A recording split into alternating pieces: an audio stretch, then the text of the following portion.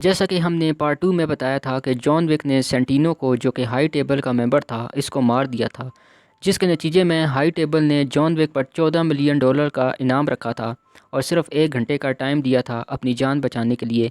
اس وجہ سے جان ایکس کمیونیکاڈو بن چکا ہے اور اس کے سر کی $14 ملین قیمت رکھی گئی ہے۔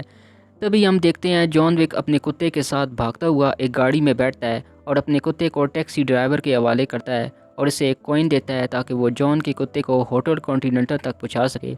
اس کے بعد جان نیو یارک کی ایک لائبریری میں جاتا ہے جہاں وہ ایک کتاب اٹھاتا ہے جس میں اس کی بیوی کی تصویر اور مارکر ہوتا ہے، لیکن تبھی وہاں ایک لمبا چوڑا آدمی آتا ہے اور جان پر حملہ کر دیتا ہے۔ جان اسی کتاب کا استعمال کرتے ہوئے اسے مار دیتا ہے۔ جان کے ایکس کمیونیکاڈو ہوتے ہی مافیا کے لوگ اس کو مارنے کے لیے جگہ جگہ ڈھونڈ رہے ہوتے ہیں اور جان جہاں بھی جاتا ہے وہ اس کے پیچھے پڑ جاتے ہیں۔ تو جان ان سبھی پیشہ ور قاتلوں کو مارتا جاتا ہے اور جان وک ایک تھیٹر جاتا ہے جہاں اس کی ملاقات ایک بوڑھی عورت سے ہوتی ہے۔ یہ عورت سیکرٹ ایسوسی ایشن راسکا روما کی ڈائریکٹر ہوتی ہے۔ یہ ایک ایسی آرگنائزیشن ہے جو بچوں کو ٹرین کر کے انہیں ایک پیشہ ور قاتل بناتی ہے، اور جان کی زندگی کی شروعات بھی اسی جگہ سے ہوئی تھی۔ جان اس عورت سے مدد کی فریاد کرتا ہے مگر یہ عورت مدد کرنے سے منع کر دیتی ہے کیونکہ وہ جانتی ہے اگر اس نے جان کی مدد کی تو ہائی ٹیبل کے لوگ اس کے پیچھے پڑ جائیں گے۔ اس کے باوجود جان اسے اپنی مدد کے لیے منا لیتا ہے۔ جان کہتا ہے کہ مجھے بس اتنی مدد چاہیے کہ مجھے کسی طرح راسکا رومن نام کی ایک جگہ پر پہنچا دو، اور وہ عورت مدد کے لیے تیار ہو جاتی ہے۔ ادھر ہم دیکھتے ہیں ہائی ٹیبل کی ایک نمائندہ وسٹن اور بوبری کنگ سے جا کر ملتی ہے۔ یہ ان دونوں سے جا کر کہتی ہے کہ 7 دن کے اندر تمہیں اپنی پوزیشن چھوڑ دینی ہوگی، اگر ایسا نہیں کیا تو اس کا انجام بہت ہی بھیانک ہوگا۔ جیسا کہ ہم نے پارٹ 2 میں دیکھا تھا کہ بوبری نے جان وک کی مدد کی تھی سینٹینو کو مارنے کے لیے، اور ونسٹن کے سامنے ہی سینٹینو یعنی ہائی ٹیبل کے ممبر کو شوٹ کر دیا تھا۔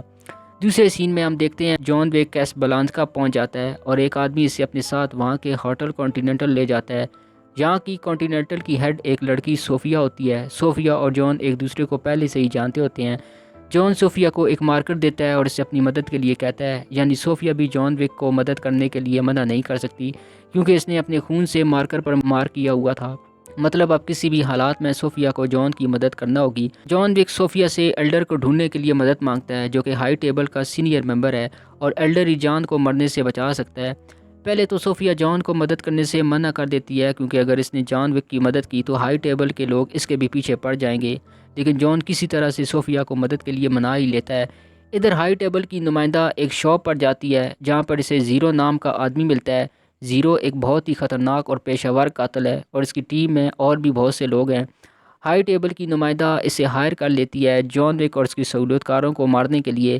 پھر زیرو اور اس کی ٹیم راسکا روما کی ڈائریکٹر پر حملہ کر کے اسے پکڑ لیتے ہیں اور اس کے سارے آدمیوں کو مار دیتے ہیں، اور اس کے بعد اس عورت کے دونوں ہاتھوں کے درمیان تلوار سے سوراخ کر دیتے ہیں تاکہ اسے یاد رہے کہ اس نے ہائی ٹیبل کے ساتھ غداری کی تھی۔ اگلے سین میں ہم دیکھتے ہیں صوفیا جان وک کو براڈا کے پاس لے جاتی ہے جو کہ وہاں کا لوکل مافیا ہوتا ہے۔ وہ یہاں کے گولڈ کوئن بنایا کرتا تھا۔ جان براڈا سے ایلڈر کا پتہ پوچھنا چاہتا ہے تو براڈا اسے بتاتا ہے کہ اسے ایک ریگستان میں جانا ہوگا اور وہاں جانے کے بعد اسے تب تک چلنا ہوگا جب تک وہ بھوک پیاس سے بے ہوش نہ ہو جائے، اور اگر اس کے بعد ایلڈر جان سے ملنا چاہے گا تو وہ جان کو اپنے آپ ڈھونڈ لے گا، اور اس کے بعد صوفیا جان وک کو ایک ریگستان میں لے جا کر چھوڑ دیتی ہے اور اس طرح اس کے مارکر کی قسم بھی پوری ہو جاتی ہے۔ جان اس ریگستان میں تب تک چلتا ہے جب تک کہ وہ بھوک پیاس سے بے ہوش نہیں ہو جاتا۔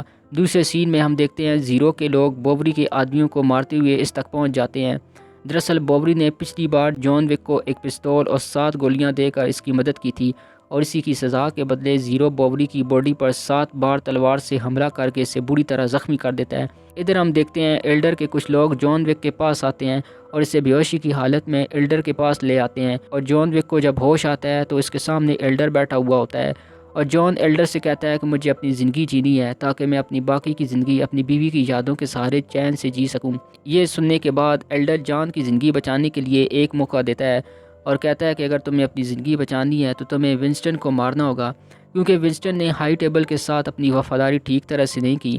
جان اس آفر کو قبول کر لیتا ہے اور اپنی وفاداری دکھانے کے لیے جان اپنی رنگ فنگر کو کاٹ کر ایلڈر کو دے دیتا ہے۔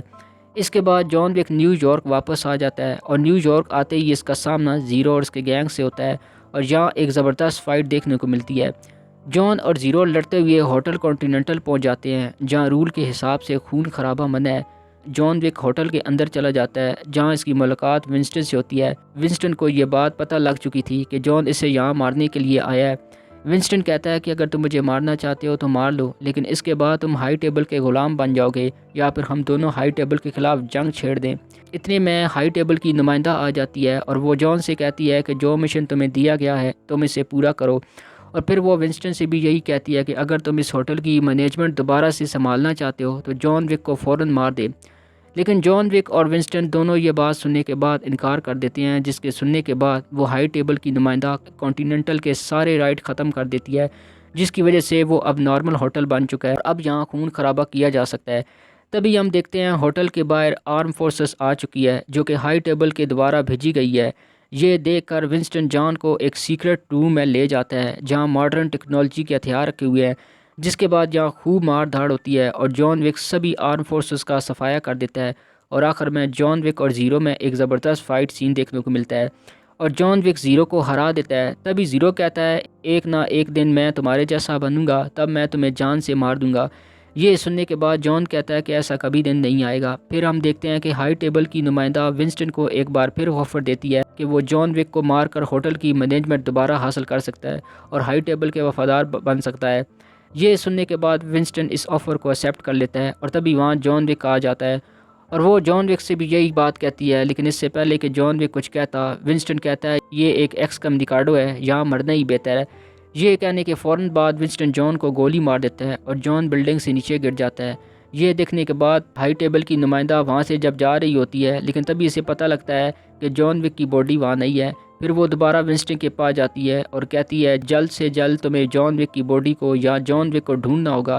تبھی ہمیں پتہ لگتا ہے کہ جان ابھی مرا نہیں ہے، اسے بہت زیادہ زخمی حالت میں بووری کے آدمی بووری کے اڈے پر اسے لے آتے ہیں۔ بووری کنگ جان وک سے کہتا ہے کہ کیا تم بھی اتنے ہی غصے میں ہو جتنا کہ میں ہوں، اور جان وک کہتا ہے کہ ہاں، اور یہی فلم دی اینڈ ہو جاتی ہے۔ اب آگے کیا ہوگا یہ ہم اگلے پارٹ کا انتظار کریں گے۔